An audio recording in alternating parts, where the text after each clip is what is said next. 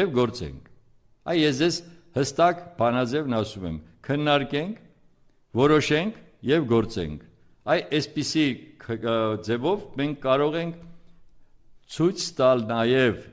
այսպես այս ինքնավստահ ամեն դեպքում արտակուստ ինքնավստահ իշխանությանը, որ իրենք առ ոչինչ են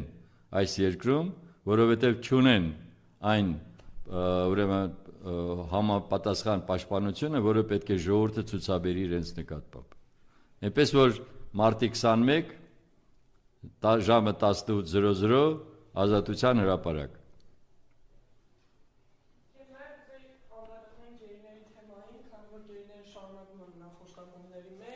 Ռուբեն Վարդանյանը արդեն դուրս է եկել հացադուլից եւ անցած շաբաթվա ընթացքում 2 անգամ աուդիո ուղերձներով դիմել է Հայ ազգին, որտեղ շատ կոնկրետ ասում է, որ դատում են ոչ միայն իրեն, այլ նաեւ դատում են ամբողջ Հայաստանը։